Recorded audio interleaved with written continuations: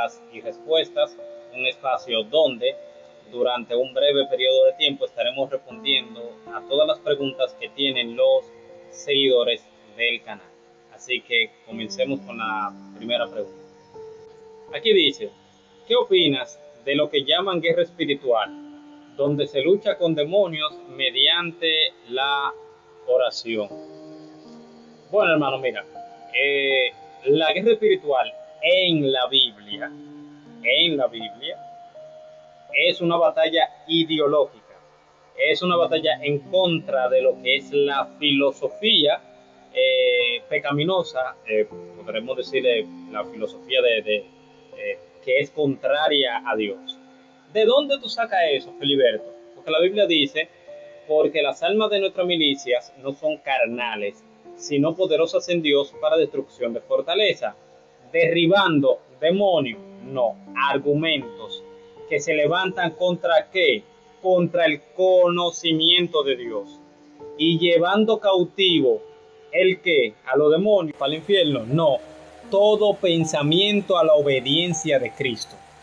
Y Pedro dice, estad siempre preparados para presentar defensa con mansedumbre y reverencia ante todo aquel que os demande razón de la esperanza que hay en vosotros. Es decir, la batalla que nosotros tenemos es una guerra ideológica. Si bien es verdad que nosotros debemos orar continuamente para no caer en tentación y etcétera, no es como eso que quieren vender de que tú con la oración, de que estás luchando con demonios, porque eso en la Biblia, personalmente, yo nunca lo he leído.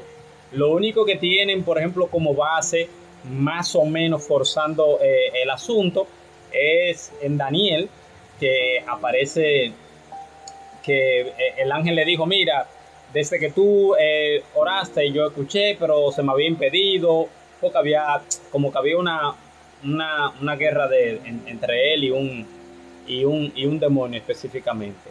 Pero eso no es una base para decir como que la respuesta a la oración viene con un ángel y de que arriba hay de que mucho demonio, de que peleando con él, de que ven para que no pueda bajar, vamos a hacerle daño para que no pueda bajar. Y entonces después tú tienes que orar mucho.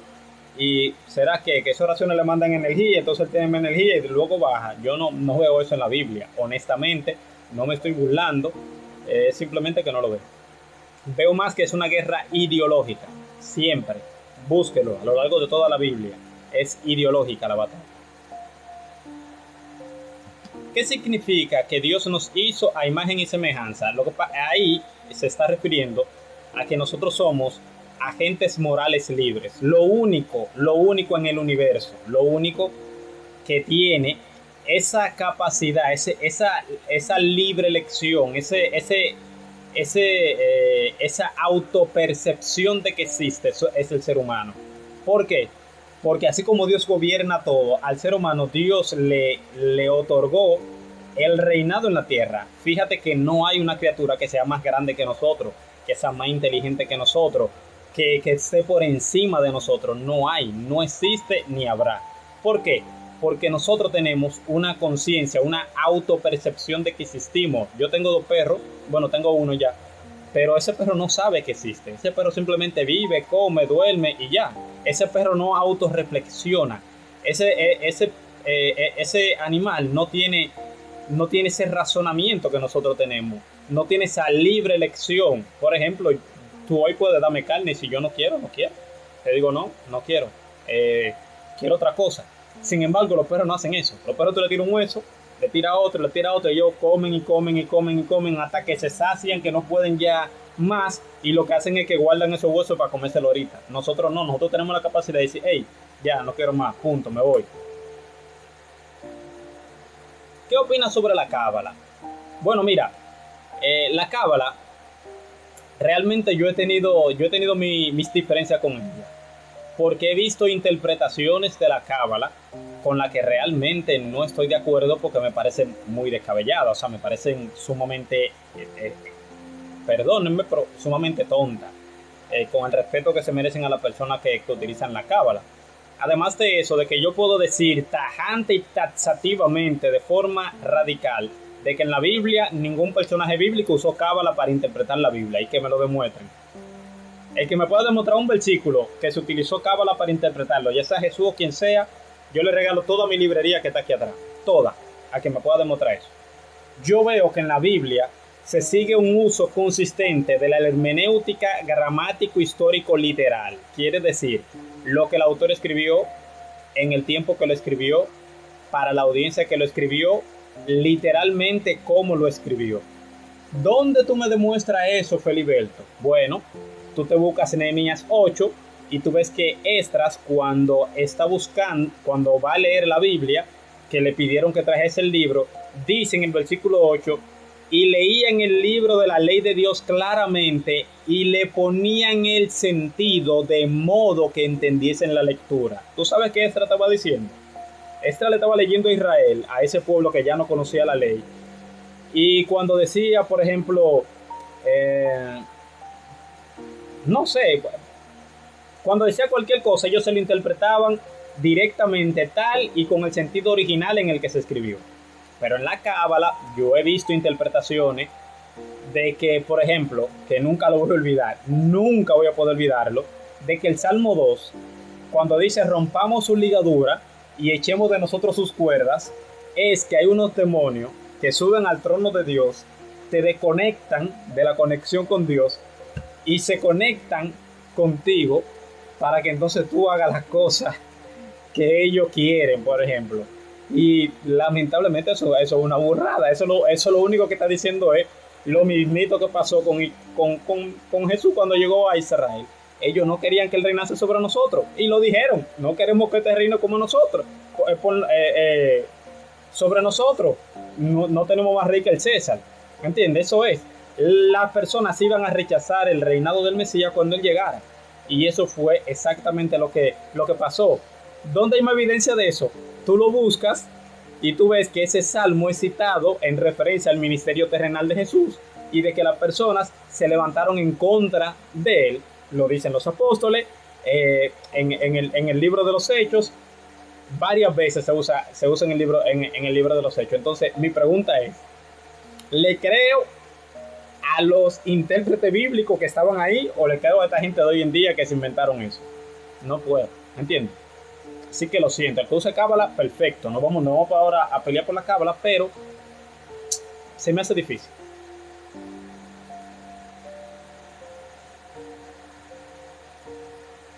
Dice Antonio, ¿cuánto tiempo sin conectarte? Yo tenía alrededor meses, yo tenía muchos meses.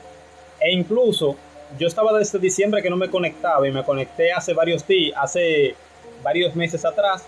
Hice un video y me desconecté porque tenía algunas complicaciones aquí en la casa. O sea, siempre que iba a grabar, mi esposa no le gustaba, un problema, cosas de mujeres que le dan, las mujeres son así, que cambian. Ella al principio me apoyaba, todo bien, normal. Yo por aquí no genero dinero ni pido dinero a nadie. Creo que aquí hay gente personas que tienen tiempo viendo esto y yo nunca he pedido dinero por aquí. O sea que siempre lo he hecho gratis, normal, simple. Y ella como que luego empezó como a molestarse y siempre buscaba un pretexto, o cuando me iba a sentar buscaba una forma de molestarme, y yo soy muy coherente. Yo si estoy molesto, hago un pico o algo, yo no grabo. No me interesa, porque manifiesto un pecado. Y yo lo que hago es que no grabo. Digo, bueno, grabo mañana, pido perdón hoy en oración, etcétera, y grabo mañana. ¿Me entiendes? Y esa era la complicación que tenía.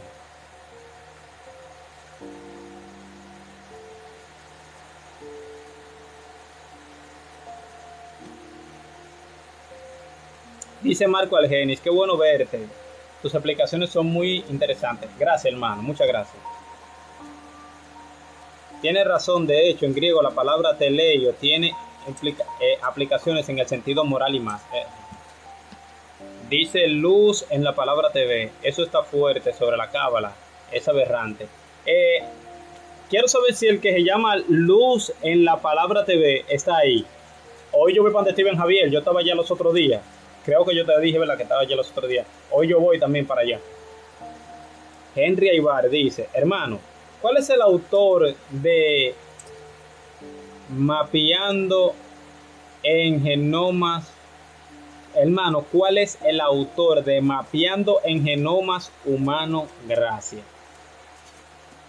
Eh, no he leído nada que se llame así.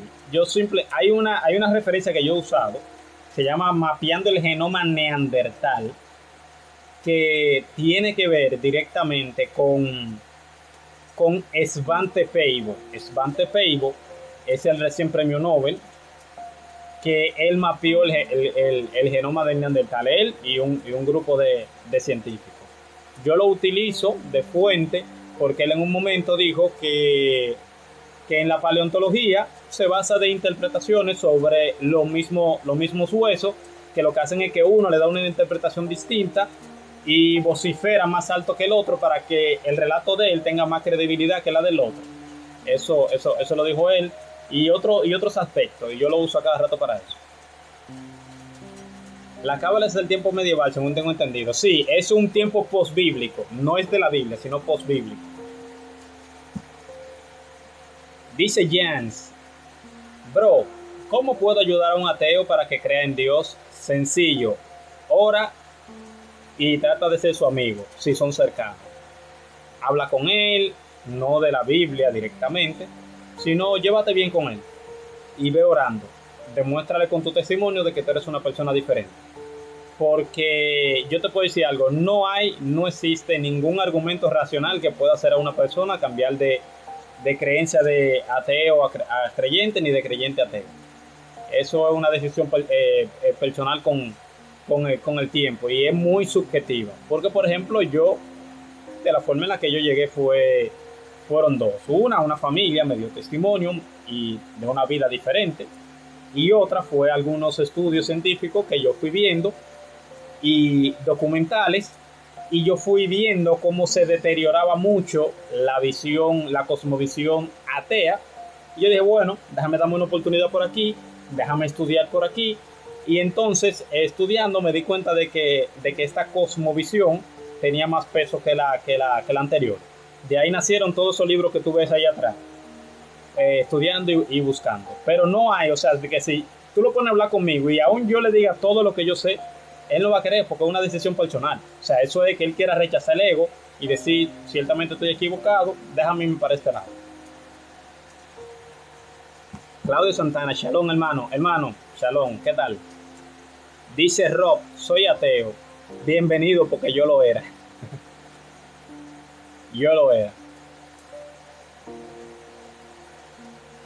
Aquí no hay problema. Y también, Rob, para que entiendas, tú puedes hacer la pregunta que tú quieras. Lo único que tratemos de llevar la cosa decente. Pero tú puedes preguntar lo que tú quieras, lo que quieras. Y yo siempre estoy aquí para eso. Solamente tratando las cosas con decencia. El otro día hice un live y lo tuve que quitar porque había una señora que se fue en una ahí, y ya estaba cayendo casi en un insulto, y dije, espérate. Y tumbé el live y dije, ya, hablamos mañana. Pregunten, que estoy aquí.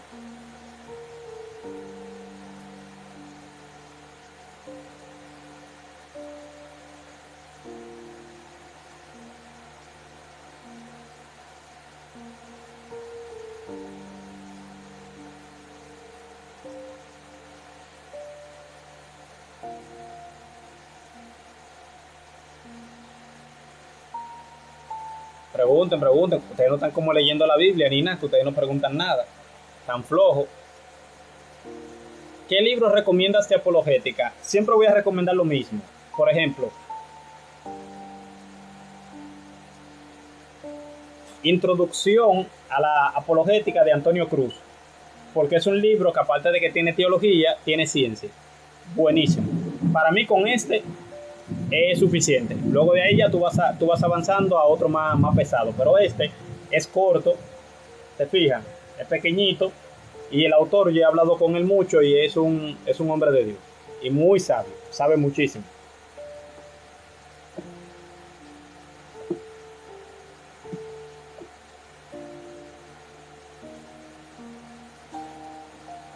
Ahora por ti no cabe el libro.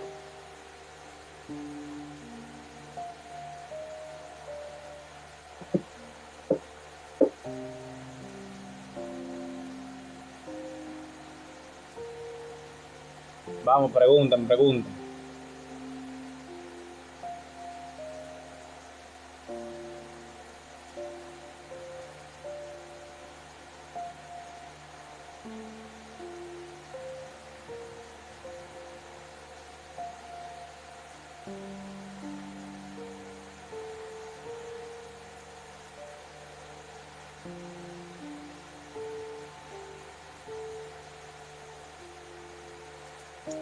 Marcos Algenis dice, ¿qué opinas sobre, supongo que es el don de las lenguas?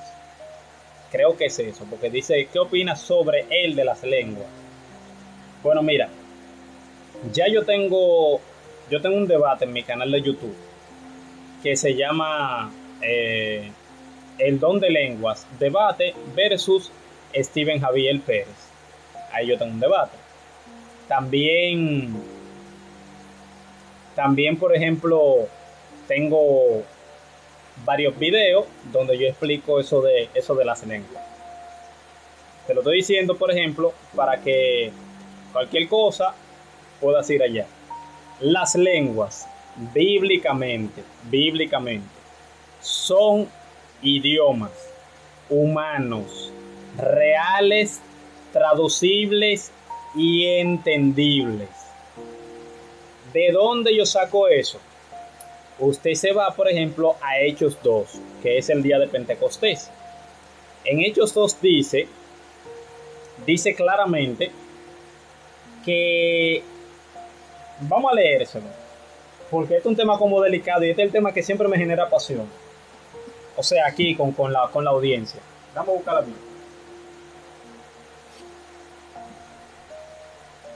Yo se lo voy a explicar con cucharita. De ahí para allá usted sabe si usted quiere creer o no. Vamos aquí a Hechos 2. Y usted va a entender ahí lo que dice. Sencillo. No tenemos que pelear. No tiene que volverse loco. Si usted no lo cree así y quiere seguir en lo suyo, pues bueno, no me molesta, ¿eh? Repito, no me molesta. Vamos a leer. Dice aquí. Escuchen. Cuando llegó el día de Pentecostés, que era el día en que se celebraba la ley de Israel, la entrega de la ley de Israel, estaban todos unánimes juntos, y de repente vino del cielo un estruendo como de viento recio que soplaba, el cual llenó toda la casa donde estaban sentados. Y se les aparecieron lenguas repartidas como de fuego, asentándose sobre cada uno de ellos.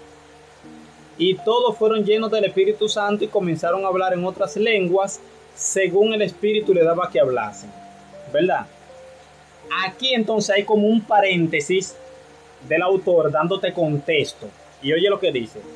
Moraba entonces en Jerusalén judíos, varones piadosos de todas las naciones bajo el cielo. Eso es un paréntesis ahí. Y sigue y dice, y hecho este estruendo, se juntó la multitud y estaban confusos. ¿Por qué? Dice, porque cada uno de los varones judíos piadosos de todas las naciones bajo el cielo, ¿verdad? Cada uno les oía, mírame, cada uno les oía hablar en su propia lengua. Varones judíos de todas las naciones bajo el cielo. Escuchan a cada uno de ellos hablar en su propia lengua. Quiere decir que están hablando idioma. Pero vamos a seguir, que el texto se interpreta solo. Dice, y estaban atónitos y maravillados, diciendo, mirad, ¿no son galileos todos estos que hablan? ¿Cómo pues les oímos nosotros hablar cada uno en nuestras lenguas en las que hemos nacido? Usted sabe que él está diciendo, pero ven acá, y no son dominicanos estos que están hablando ahí. ¿Y cómo es que nosotros le estamos oyendo hablar en la lengua en la que hemos nacido? O sea, nosotros estamos escuchando a uno galileo hablar nuestro idioma. Feliberto, ¿pero cuál idioma? Porque la Biblia no lo dice. ¿Echa bababa? No. Mira lo que dice la Biblia.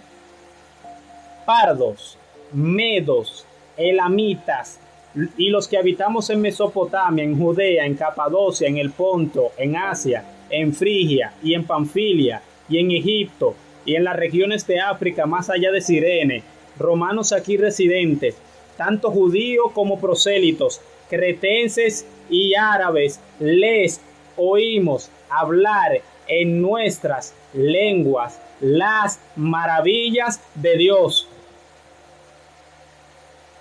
¿Se entendió? Les oímos hablar en nuestras lenguas las maravillas de Dios. ¿Cuál era el propósito de la lengua? Era una capacitación idiomática para que las personas pudiesen hablar en un idioma que no conocían para poder llevar el evangelio a todo el mundo, porque ellos no hablaban hebreo y griego, y cómo ellos le iban a predicar a otra persona que no hablara hebreo y griego. No había forma. ¿Se entendió? Entonces eso es el don de lengua según el pasaje, porque se llaman pentecostal, pero tú le citas el día de Pentecostés y parece que no lo cogen. Pero vamos a seguir aquí. No, Feliberto, lo que tú me estás diciendo está correcto, pero en 1 Corintios 14 parece que hay otra lengua diferente. Vamos a leer. Dice aquí, no. El típico. No, el día de Pentecostés estaban hablando ciertamente lenguas, idioma traducible humano, pero hay una lengua angelical que es la que nosotros hablamos. Y eso yo te lo puedo demostrar. Demuéstrame. Dice 1 Corintios 13:1: si yo hablase lenguas humanas y angélicas, si no tengo amor, vengo a ser como metal que resuena y címbalo que retiñe. Feliberto, ahí está hablando de que Pablo habla lengua humana y angélica, y yo digo que mi don de lengua es lengua angélica. Entonces, bíblico, no. Mira lo que Pablo está diciendo. Escucha detenidamente, tranquilo. Mira lo que está diciendo, escucha. Si yo hablase, él está suponiendo lenguas humanas y angélicas. Él está haciendo una suposición de que si él hablase lengua humana y angélica y no tiene amor, viene a ser como metal que resuena y címbalo que retiñe. Quiere decir un ruido molesto. Vendría siendo, ¿por qué? Porque no tiene amor para usarlo. Él está diciendo que él habla lenguas angélicas. No, él está suponiendo. Si yo fuese a Estados Unidos, iría a Downtown Center. Que yo no sé dónde queda eso. Es un ejemplo. Si yo fuese a Estados Unidos, iría al Bronx. ¿Yo fui al Bronx? No. ¿Yo voy al Bronx? No. Yo estoy suponiendo que si yo fuese, entonces yo iría al Bronx. Pero yo no he ido. Ni se sabe si voy. No hay nada que me garantice eso. Cuando viene a ver yo me muero y nunca llego. Entonces eso es lo que Pablo está diciendo. Si yo hablase. Él no dice yo hablo lengua humana y angélica. No. Él dice, mira, si yo hablo lenguas humanas, si yo hablase lenguas humanas y angélicas y no tengo amor, el énfasis ahí es el amor con el que tú usas los dones. O sea, si yo, con el conocimiento que tengo, lo que maltrato a la gente cuando le enseño, yo no sirvo para nada. Eso es lo que él está diciendo. Entonces le está diciendo, si yo hablase lenguas humanas y angélicas y no tengo amor, vengo a ser como metal que resuena y címbalo que retiñe. Pero no existen lenguas angélicas. La Biblia no lo enseña. El ángel que habló con Jacob, habló, ¿qué idioma? Hebreo. Si ese era el idioma que ellos hablaban, a lo mejor era semita, porque todavía el idioma hebreo no estaba. Abraham, cuando habló con los 3 ángeles que le aparecieron, ¿en qué idioma le hablaron? En el idioma que le entendía. Los ángeles que fueron donde Lot, ellos estaban y Lot diciendo, ¿qué? No te entiendo. No, le hablaban directamente. El ángel que le dijo a José, no temas, que el niño que nacerá ha sido concebido del Espíritu Santo. José hablaba griego y hebreo. ¿Qué idioma usted cree que él le habló? Él le dijo chababa y ellos como que, José, ¿pero qué? Necesito un intérprete, no entiendo, estoy confundido. No, él habló en su idioma para que se entienda. Dios cuando hablaba con la persona en el Antiguo Testamento hablaba conforme al idioma que ellos hablaban. Eso es matemática básica. No, Feliberto, hay algo que tú no has entendido. Y es que en 1 Corintios 14:2, ahí hay un versículo que dice que hay lenguas extrañas, que hay lengua desconocida. Entonces, si hay lenguas extrañas y desconocidas, tú no puedes decir que yo no hablo eso. Y tú no puedes seguir hablando de idioma cuando hay otra lengua. Vamos a leerlo tranquilito. Ustedes ven como estamos, es con la Biblia, sin huir. No estamos huyendo, ¿verdad? Estamos buscando los pasajes que ellos usan. Dice aquí: seguid el amor, procurad los dones espirituales, pero sobre todo que profeticéis. Porque el que habla en lenguas, y ahora le explico, no habla a los hombres, perfecto, sino a Dios, pues nadie le entiende, aunque por el Espíritu habla misterio. Feliberto, ahí me está diciendo a mí que cuando yo hablo en lengua, a mí los hombres no me entienden, me entiende Dios, porque yo estoy hablando misterio. Quiere decir, estoy hablando chababababababababa, y por eso la gente no entiende el chabababababababa. Y como eso no es para hombres, ni para carnales, quiere decir que si tú no me entiendes, porque tú estás en la carne. No, eso no es lo que dice el texto. El contexto del pasaje hace ley ahí. Que por eso es bueno estudiar la Biblia. Miren, cuando la Biblia habla en 1 Corintios 14, lo primero es que hay que entender cuál es el contexto general de la carta. ¿Por qué Pablo escribe la carta? Porque Pablo a la iglesia que estaban bien no le escribía. Pablo siempre escribía, y los apóstoles a la iglesia cuando había un problema, y ellos le mandaban consultas. Pablo, mira, hay problema con esto, ¿qué hacemos? 1 Corintios, la carta a los Corintios, tenía un problema. Muchos. El primero de ellos estaban divididos. Algunos eran de Pedro, otros de Apolo y otros de Pablo. Ese era el primero. Eso él lo trató en los primeros 4 capítulos. Había otro problema. En el capítulo 5, había un hombre viviendo con la mujer de su padre, y Pablo dijo que iban a hacer con él, ¿verdad? Había otro problema, y es que como la ciudad de Corinto era pagana, ellos estaban tratando de unificar los cultos, y por eso Pablo dijo, no hagáis yugo desigual con los incrédulos, porque qué comunión tiene la luz con la tiniebla y Jesús con Belial. Ojo, que eso no está hablando de matrimonio, está hablando de culto. Ustedes lo siguen leyendo y está hablando de culto, no de matrimonio. Dice que no puede tener yugo desigual. Bueno, eso está hablando de culto. Es correcto que uno no se case con una no creyente, pero no usen ese versículo porque eso no tiene nada que ver con eso. Me tienen cansado con el versículo. Está bien, sigamos. En el capítulo 7...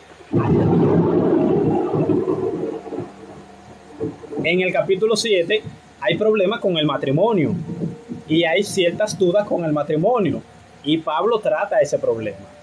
Ya luego se me olvidó ya en el capítulo 8, 9, en el capítulo, por ejemplo, 11, Pablo está tratando con el asunto de la cena del Señor y las mujeres que profetizan con la cabeza descubierta, que es otro tema que podemos tratarlo bien, ¿verdad? Y Pablo está tratando ese problema. En el capítulo 12, Pablo empieza a enumerar los dones. ¿Por qué? En el capítulo 12, 13 y 14 trata sobre los dones. ¿Por qué? Porque la iglesia a Corinto estaba mal utilizando los dones para vanagloriarse, para ellos sobreexaltarse por encima de todos. Entonces, en el caso de las lenguas, ellos estaban utilizando, y eso búsquelo en el contexto, antes de que por favor me respondan ahí, por favor, léase el pasaje, búsquese un comentario, estudie el contexto histórico. Ellos estaban vanagloriando del don de lenguas. Y entonces ellos, a una audiencia que lo que habla griego, le estaban hablando en lenguas, se estaban hablando en otro idioma. Por eso Pablo viene en el capítulo 11, en el capítulo 13, comienza a hablar del amor, porque los dones espirituales tienen que operar desde el amor para edificar a otros. Dice que es para edificación de la iglesia. Pero si tú, que estás en una audiencia que habla griego, ¿cómo tú te vas a poner a utilizar el don de lengua, hablar en otro idioma para que esa iglesia no te entienda? No tiene sentido, no lo estás usando con amor. Feliberto, pero eso no me explica para nada lo que tú me estás diciendo. Primera carta a los Corintios, capítulo 14, versículo 2. No me ha dicho nada. Perfecto. Ahora con eso en mente, a sabiendas de que ellos están mal utilizando el don, vamos a leer el pasaje, porque la gente lo toma de aval, pero no sabe que en esa iglesia lo que hay es problema y se está resolviendo problemas y la gente cree que eso está bien. No, se está resolviendo problemas. Vamos al pasito. Porque el que habla en lenguas, el que habla en un, como ya se demostró anteriormente, en un idioma, dice, no habla a los hombres, sino a Dios. Explico. Pues nadie le entiende, aunque por el Espíritu habla misterio. Bien, misterio en la Biblia es una verdad que no había sido revelada hasta el momento en el que Dios la revela. Por ejemplo, dime un misterio en la Biblia que no se había revelado hasta el momento que Dios lo revela. Primera carta a Timoteo, capítulo 3, versículo 16. Grande es el misterio de la piedad. ¿Cuál es el misterio de la piedad? Dios fue manifestado en carne, justificado en el Espíritu, visto de los ángeles, creído en el mundo, predicado a los gentiles, creído en el mundo y recibido arriba en gloria. El misterio de la piedad es que Dios se hizo carne y descendió a la tierra. Ese era un misterio. ¿Por qué? Porque en el Antiguo Testamento no decía, no había algo que dijese que Dios iba a bajar literalmente Él en forma humana y iba a tratar con el hombre. Ese es Jesucristo. Entonces eso era un misterio. Misterio no es algo de que misterioso, de que nadie entiende. No. Misterio es una verdad que no había sido revelada. Entonces, cuando dice el que habla en lengua, para traducírselo, el que habla en un idioma diferente, ¿verdad? Al de la audiencia que lo escucha, dice, no habla a los hombres, sino a Dios. ¿Por qué a Dios? Evidentemente porque dice, pues nadie le entiende, aunque por el Espíritu habla misterio. ¿Quién es el que entiende todos los idiomas? Dios. Y si tú a una audiencia griega le estás hablando en otro idioma, te van a entender, aunque tú estés diciendo un misterio, una verdad que Dios te dio para que la revelase, no te van a entender. ¿Por qué? Porque le estás hablando en un idioma que la persona no entiende. Nadie te va a entender. Yo creo que eso está claro. Entonces, por eso que él te dice, pero el que profetiza habla a los hombres para edificación. O sea, si en lugar de tú usar ese don, que no es para ese momento, por ejemplo, tú profetizas, o sea, tú dices una verdad que Dios te está revelando al momento. Recuerden que todavía la Biblia no había sido escrita, se estaba escribiendo, y esa fue una de las primeras cartas, para que no se vuelvan locos ahora de que no, que yo voy para la iglesia a profetizar. No, tú vas a predicar la palabra únicamente. Entonces dice, pero el que profetiza habla a los hombres, ¿para qué? Para edificación. Quiere decir que el otro, que como se estaba haciendo, no edificaba. Eso es lo que está diciendo. Exhortación quiere decir que lo otro no estaba exhortando porque nadie te estaba entendiendo. Y consolación quiere decir que lo otro no consuela porque nadie te va a entender si tú hablas en un idioma diferente. Ahora dice, así que quisiera que todos vosotros hablases en lengua, sí, que hablases otro idioma normal. ¿Por qué? Porque puede evangelizar a más personas, puede irte las misiones y etcétera, puede hablar en otro idioma y es más fácil.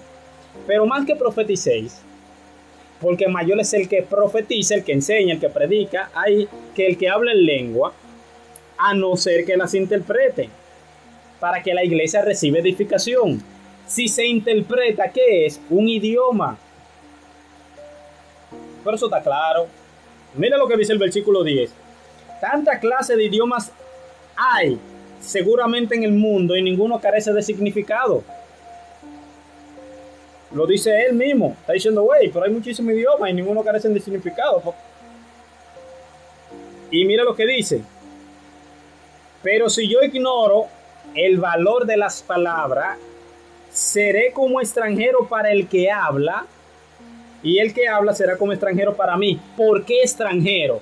Porque si ahora mismo viene un ruso y empieza a hablarme a mí, aquí, como que yo lo voy a escuchar como un extranjero, una persona que no esté aquí, no reside aquí, porque no habla mi idioma. Entonces, si una persona viene y me habla en un idioma diferente, se oye como un extranjero. ¿Por qué? Porque no está hablando mi idioma. El texto lo dice. No, eso yo no me lo inventé, eso está ahí. Sencillo, ahí. Y tú te quieres dar cuenta, por ejemplo, que lo que hacen no es bíblico. Porque ahí también dice que lo hagan 2 y a lo más 3 y uno que interprete. Dígame uno cuando en su iglesia, cuando va, hay uno hablando en lengua y otro interpretando. Dígamelo, menciónemelo, para yo irlo a ver. Dígamelo, sí, miren, en mi iglesia hablan en lengua y ahí mismo hay uno, él está diciendo esto y esto y esto. Él está diciendo, no hay. En mi iglesia, donde yo voy, un predicador dijo que el que no hablara en lengua tenía demonio y todo el mundo se puso a hablar en lengua. Sujeción mental. Eso no es bíblico. La Biblia dice que no todos hablan en lengua, que no todos profetizan, que no todos hacen milagros, que no todos son profetas, que no todos son apóstoles, no todos son maestros, no todos son pastores. Nadie tiene, todo el mundo no tiene el mismo don. Y sin embargo tú ves que en esas iglesias quieren todo hablar en lengua. Eso está mal. Eso, ahí hay personas que están fingiendo. Quisiera seguir porque a mí me encanta ese tema, pero no voy a seguir.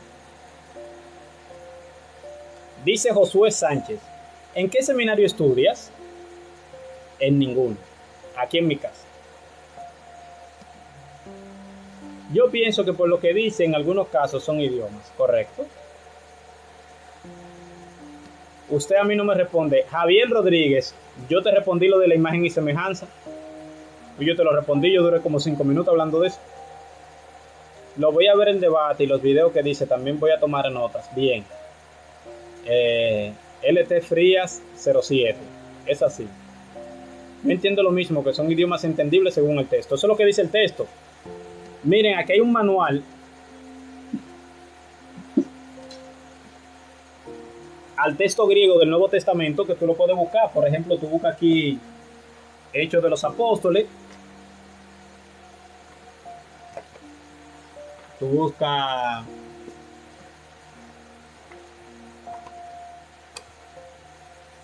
vamos a buscar el capítulo 2 para que ustedes vean el uso de la palabra lengua, para que ustedes vean lo que dice en griego. Usted lo va a escuchar en griego, como se escribió en la Biblia. A veces así puedo convencer a alguien.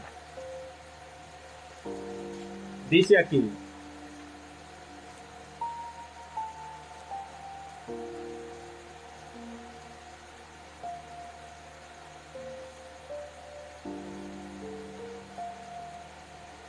Dice, en otras lenguas, heterais glosais, diferente a sus lenguas nativas. Dice, miren qué libro, para que sepan, miren. Comentario al texto griego del Nuevo Testamento, Archibald Thomas Robertson, una obra de referencia. Lo dice en la página 279. Léalo, se lo puede leer entero, porque yo no estoy ocultando la verdad aquí. Dice, cada uno de ellos comenzó a hablar en una lengua que no había aprendido y que era, sin embargo, una lengua real, comprendida por los de varias tierras que estuvieran familiarizadas con cada una de ellas. No se trataba de una jerigonza incomprensible, sino de un lenguaje inteligible. Jesús había dicho que el evangelio debía de ser predicado a todas las naciones y aquí hablaron varias lenguas del mundo. Eso está claro, eso está ahí, miren. Eso no lo estoy diciendo yo. Eso está ahí en el griego. Por si hay problema. Ya usted, por ejemplo, no lo entiende así, yo no tengo más nada que ofrecer.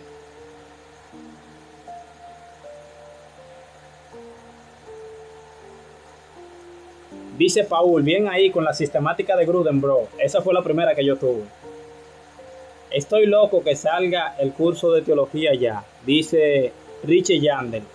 No te preocupes, mi hermano, que le vamos a dar eso. Estamos casi listos, si Dios lo permite. Estoy de acuerdo con lo que dices, eso es lo que entiendo, queda claro. Dice persona, Jesús es imaginario. Perfecto.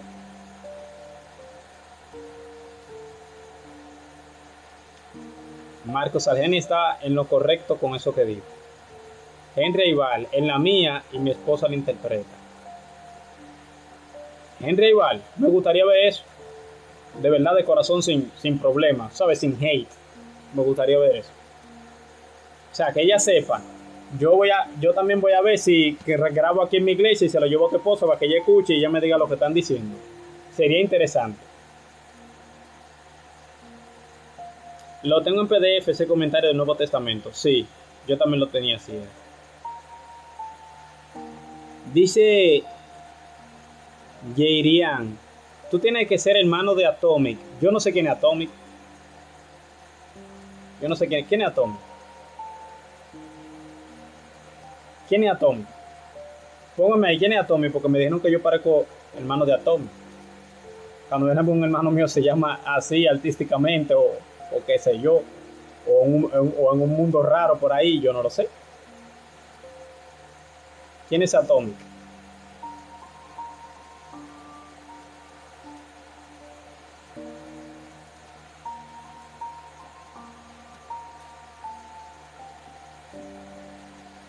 Vamos a darle a esto, dejen sus últimas preguntas, pues estoy casi yéndome, porque tengo que ir a buscar a mi hija.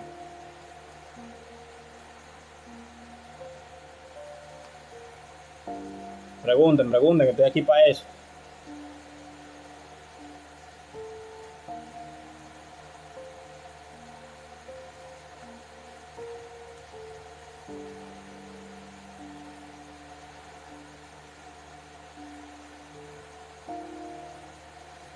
Pregunten.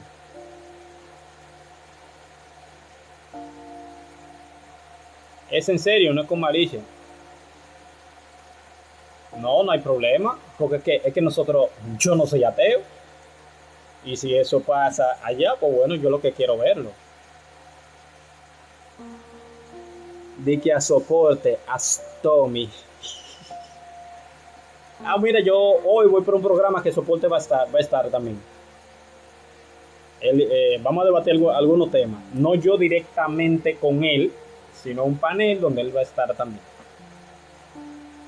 Para que ustedes vean que aquí hay muchos que me quieren matar por lo del don de lengua y sin embargo personas que son referentes en eso me tratan bien.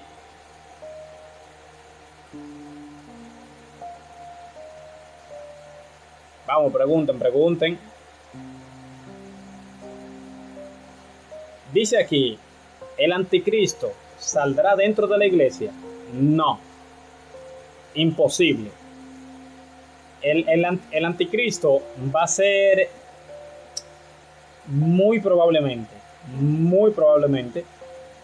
de Europa, muy probablemente, casi con toda probabilidad.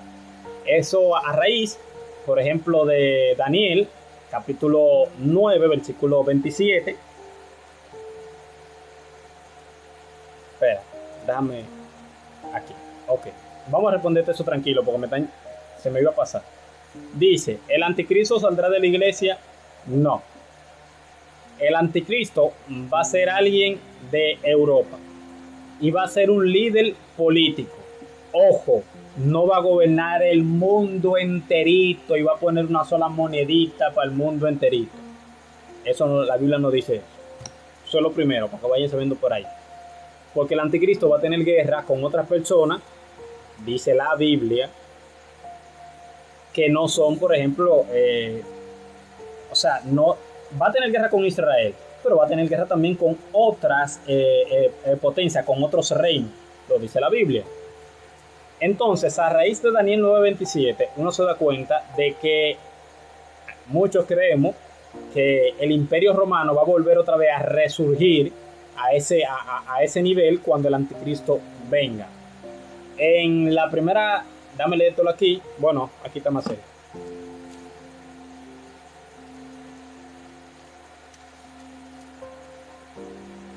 Aquí también tú te das cuenta, dice, pero con respecto a la venida de nuestro Señor Jesucristo y a nuestra reunión con Él, os rogamos, hermanos, que no os dejéis mover fácilmente de vuestro modo de pensar, ni os conturbéis, ni por espíritu, ni por palabra, ni por carta, como si fuera nuestra, en el sentido de que el día del Señor está cerca, que nadie os engañe en ninguna manera, porque no vendrá sin que antes venga la apostasía y se manifieste el hombre de pecado, el hijo de perdición, el cual se opone y se levanta contra todo lo que se llama Dios o es objeto de culto. Quiere decir que va a ser un ateo. Dice, tanto que se siente en el templo de Dios como Dios, haciéndose pasar por Dios. Quiere decir, o sea, si lo juntamos eso con Daniel 9, para irse lo explicando el pasito, con Daniel 9, que dice aquí, está un poquito rayadita mi Biblia, pero está bonita todavía. Dice aquí,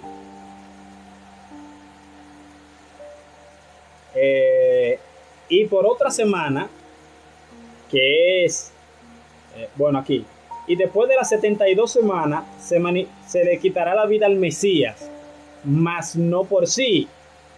Y el pueblo de un príncipe que ha de venir. El pueblo, ¿cuál es el pueblo de un príncipe que ha de venir? Los romanos.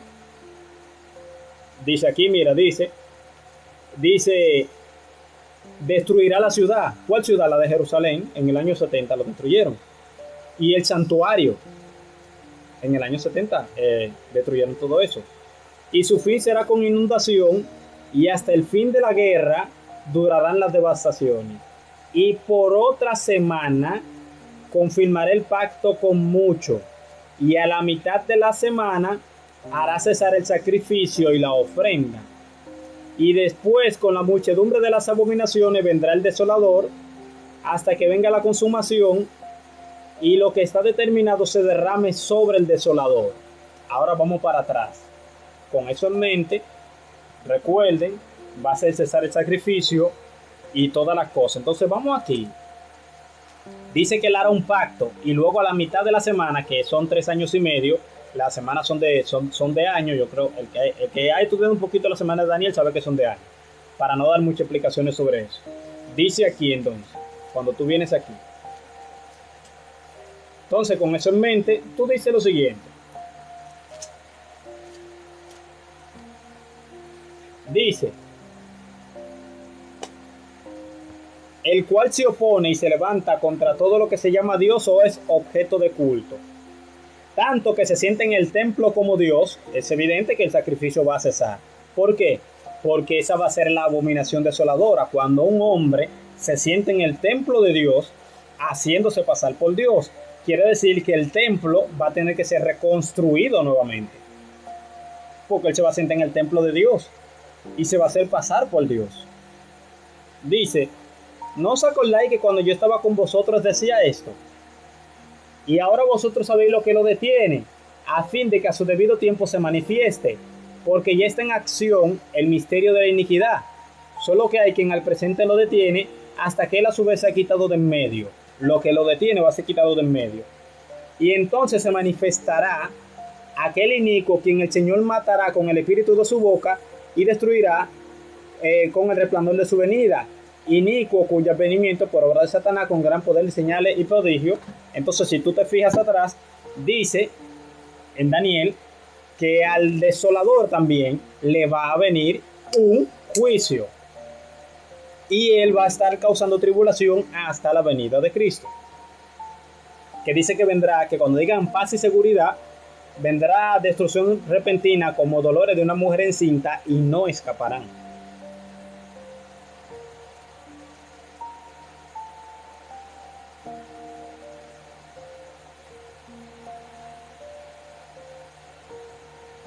Dice Ismorel Santiago, no le hagas caso, voy a ti bien. Lo van a grabar el panel. Sí. Yo voy a ir subiendo parte también aquí. La persona oraba y la interpretaba. Okay. El programa con soporte lo van a grabar, dice Raiden. Sí, claro que sí. Va a salir de Israel. No va a salir de Israel. Ya yo te demostré ahí que el pueblo de un príncipe que ha de venir, o sea, el príncipe que ha de venir tiene que ser romano, porque los romanos fueron los que mataron al Mesías. Y ellos van a hacer el pacto con Israel. En Rival, ya yo te expliqué eso de quién es el autor de Mapeando el Genoma Neandertal. Es Svante Pääbo. Tengo media vida en la iglesia pentecostal y hoy he entendido cosas que creí que sabía. Juan Luis García dice eso. Hermano, muchísimas gracias, de todo corazón. Y es que yo pienso que la iglesia no pasa la gran tribulación. Yo también lo creo así, por la razón de que la palabra iglesia, eclesía, aparece 19 veces en los primeros 3 capítulos de Apocalipsis, y luego que a Juan se le llama y es tomado para el cielo y él empieza a mirar todas las visiones, no aparece nuevamente la iglesia hasta el capítulo 19 cuando baja en las bodas en las bodas del Cordero. Entonces ahí te das cuenta si la iglesia, por ejemplo, es el agente que Dios utiliza para llevar el evangelio al mundo, cómo es que la iglesia está ausente en todo el periodo de tribulación y lo que te manda son 2 testigos que son los que van a morir en la plaza, te manda 144,000 judíos y te dice de cada tribu a la que pertenece. Entonces tú te das cuenta de que ciertamente hay un problema. No puede. Espérate que bote la idea. Dios no puede tener la iglesia evangelizando ahora y en el momento más importante de la historia, que es llevar el evangelio en ese periodo de tribulación. No, la iglesia está inactiva en el mundo, estando en el mundo inactiva, pasando tribulación. Y entonces son los 144,000 y los 2 testigos y luego el ángel en Apocalipsis 14, lo que predican no tiene sentido. Tiene solamente sentido si la iglesia se fue, ya por ejemplo la iglesia no está y entonces comienza la persecución, donde el remanente cogido por gracia de Israel se revela, donde muchos gentiles también empiezan a creer, por ejemplo, y ellos son invitados a la cena de la boda del Cordero. Recordemos, la boda del Cordero en Apocalipsis 19 está el novio que es Cristo, la novia que es la iglesia, y luego dice, bienaventurados los que son invitados a la cena de la boda. La cena de la boda, los invitados a la cena de la boda no es la iglesia, porque la iglesia es la novia, no es invitada, e invita. Eso está claro, Apocalipsis 19. Quiere decir que si está la novia, el novio, hay otro elemento en el medio que se llaman los invitados. ¿Quiénes son invitados a la cena de la boda? Los que se quedaron en el periodo de tribulación. Yo creo que eso es matemática, yo creo que eso es lógica básica. El que se confunde con eso porque no quiere creer. Vamos a leerlo, porque es que después ahorita dicen que yo estoy inventando y tú sabes, como que me molesta un poco. Vamos a leerlo. Yo tengo que cambiar eso, que es un poquito fuerte. Dice aquí.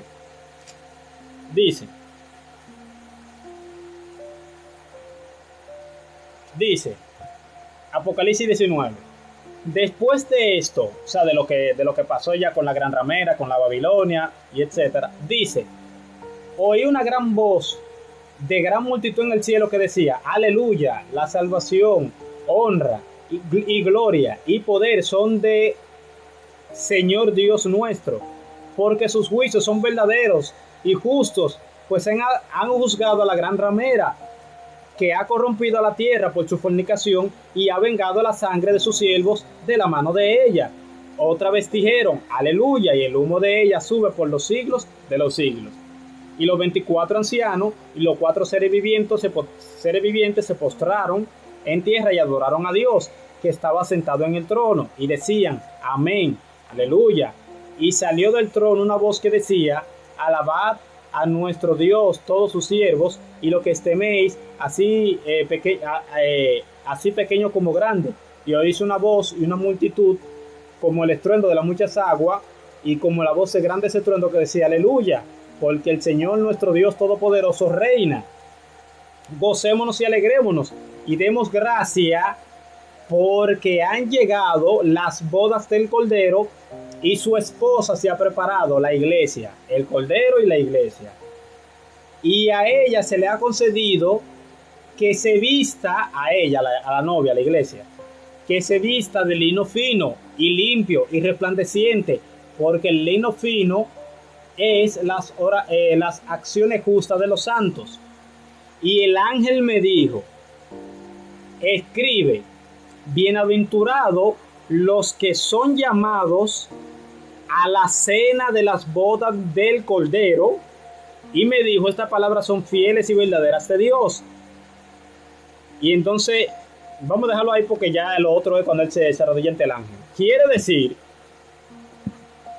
comienza la boda del Cordero. La novia se ha preparado. Ya viene con el Cordero. Y le dicen a Juan, escribe, bienaventurados los que son llamados a la cena de las bodas del Cordero. Dígame dónde en la historia se ha visto de que la novia de la boda es invitada. Rompe la cronología, rompe hasta la lógica misma. O sea, la novia invitada no. Quiere decir que si la novia viene y ya se ha preparado, y a Juan le dicen, escribe que son bienaventurados los que son invitados a la cena de la boda del Cordero, quiere decir que los que se quedaron aquí son los invitados a la cena de la boda del Cordero. Los que se quedaron. No los que vienen, porque lo que viene es la iglesia que se preparó. Entonces no le veo sentido a eso.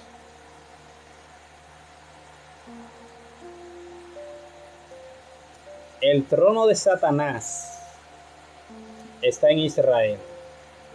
No. Cuando tú te lees Apocalipsis 3, tú te das cuenta, tengo que buscarlo específicamente, voy a buscarlo aquí por la palabra aquí.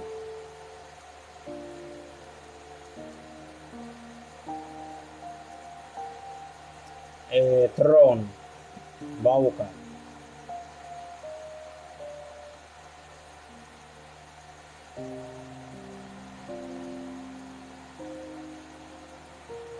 Vamos a buscarlo aquí abajo. Dice,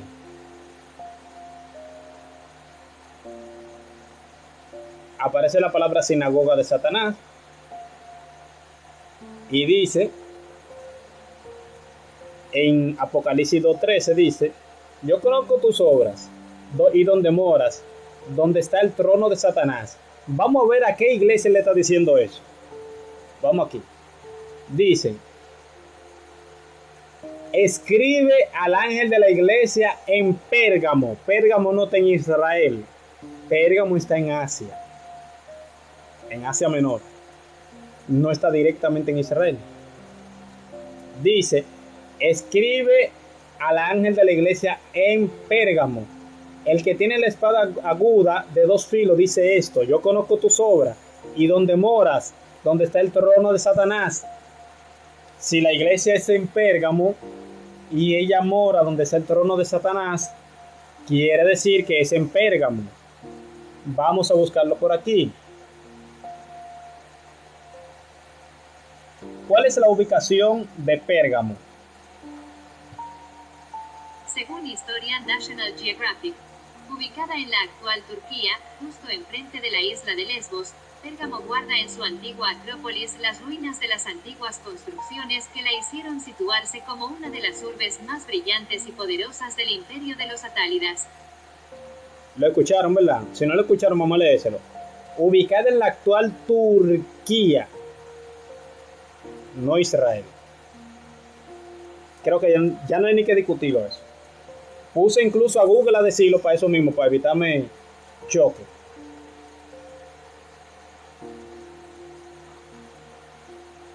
Los romanos lo mataron porque si los judíos lo querían muerto. Sí. Pero dice el pueblo de un príncipe que ha de venir. Si Adán y Eva no hubieran pecado, ¿de qué manera Dios iba a poner fin a Satanás? Fantástica pregunta. Increíble. Nunca me la habían hecho. Fantástica. Pero a ver qué te puedo responder a eso. Porque realmente nunca me habían hecho esa pregunta. Si Adán y Eva no hubieran pecado, ¿de qué maneras Dios iba a poner fin a Satanás? Lo único que te puedo decir, como no hay ninguna evidencia bíblica, ni la Biblia trata este tema, es de que Dios en un momento determinado le iba a poner fin. Vamos a suponer, si él hubiese tentado a Adán y Adán y Eva no pecan, ya fracasó Satanás, Dios le hubiese puesto fin inmediato. ¿Por qué no le pone fin ahora? Porque hay un tiempo para que las personas se salven y luego de ahí se acabó. Que es cuando la Biblia dice que cuando haya entrado la plenitud de los gentiles, luego todo Israel será salvo. No el pueblo enterito de Israel, sino evidentemente una gran masa de israelitas, porque hay otros que se van a vender anticristo. Entonces dice que vendrá de Sión el libertador. Quiere decir que en ese momento va a venir Cristo y no va a haber oportunidad para nadie. Entonces creo que lo hubiese hecho antes. La razón por la que no lo ha hecho ahora es porque como pecaron, está esperando que más y más personas se conviertan y luego cuando llegue el fin, o sea, llegue el momento, ya.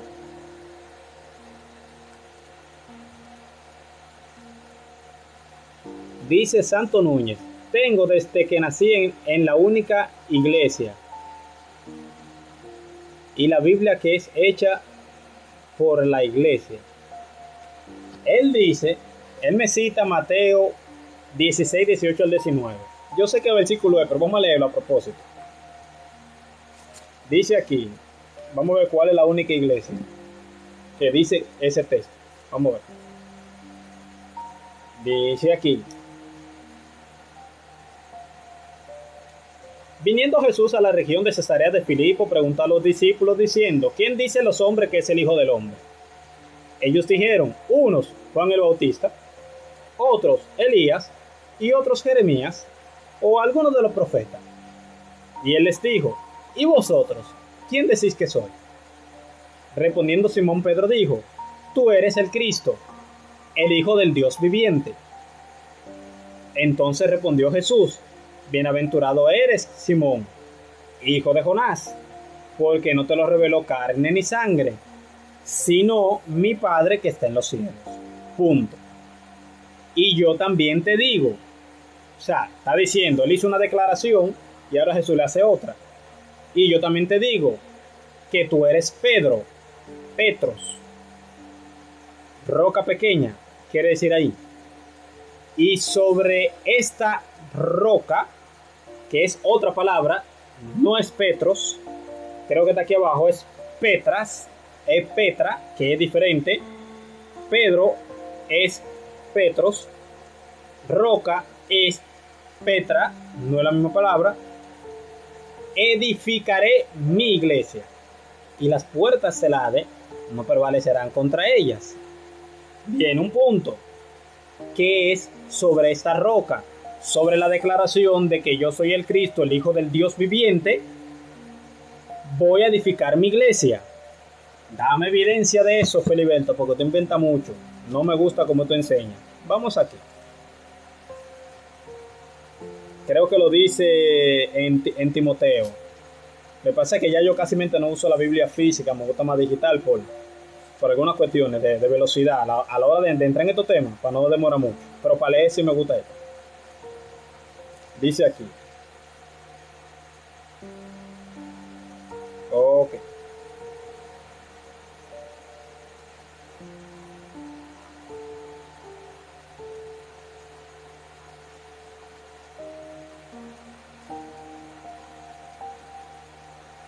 Mira aquí.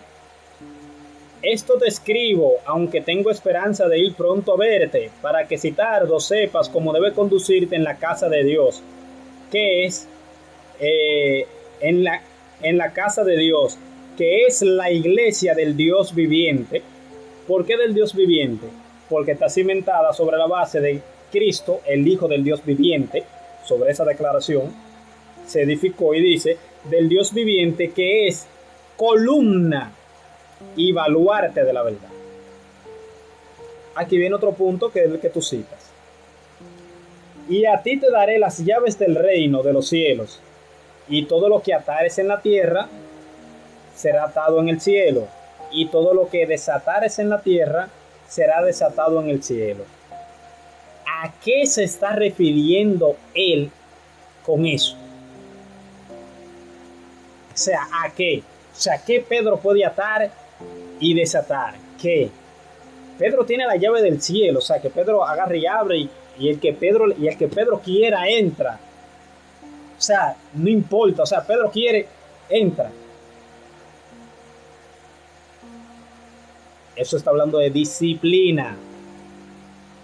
De disciplina. Cuando los apóstoles acordaban algo, ya estaba respaldado por Dios.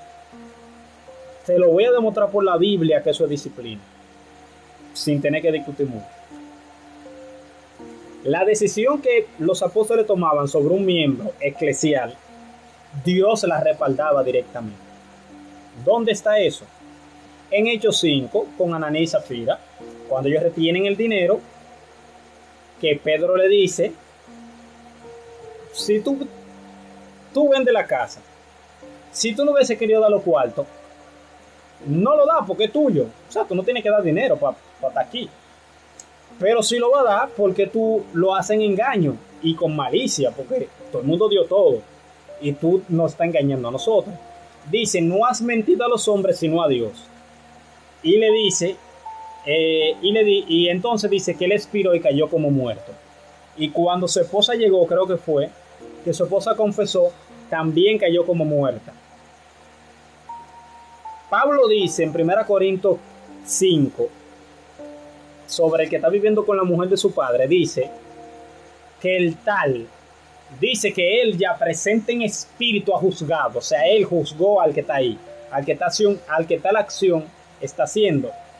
Y dice, reunido en el espíritu del Señor Jesucristo, con todos vosotros y mi espíritu, el tal sea entregado a Satanás para destrucción de la carne, o sea, para su muerte física, a fin, y la palabra a fin quiere decir con el propósito de, a fin de que el espíritu sea salvo para el día del Señor. Esa persona se salvó, pero esa persona recibió una disciplina mortal que Pablo orquestó en conjunto con la iglesia y llegaron en un mutuo acuerdo. Eso es.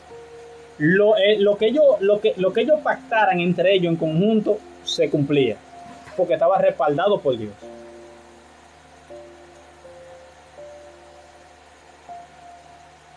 Dice Ismorel Santiago, eres bueno, pero te falta más estudio. Eres muy joven. Gracias, estoy estudiando todavía. Neudi Joel Jerez Mo, hermano, ¿y tú no eras ateo antes en el 2015 para abajo? Pero ya no. Justin, solo vengo aquí para decirte que eres muy especial y espero que te vaya muy bien en la vida. Gracias, hermano. Aneudi Joel Pérez Mon, ¿eras ateo sí o no? Dije que sí, era ateo. Era ateo. Señores, hasta aquí voy a dejar la sección de preguntas y respuestas, agradeciendo enormemente a todas las personas que dejaron su pregunta. Lo vamos a seguir haciendo frecuentemente para que ustedes sigan depositando su pregunta. Me comprometo a que cada semana se va a abrir la sección para que ustedes guarden su pregunta, tengamos un pequeño debatico, lo que quieran entrar en la transmisión y discutir algunos temas sanamente como cristianos, como hermanos en Cristo, con armonía, con el deseo de aprender, no de hacer quedarme mal, porque si yo a personas yo le he dado la victoria fácil, porque yo no estoy aquí para ganarle al mundo.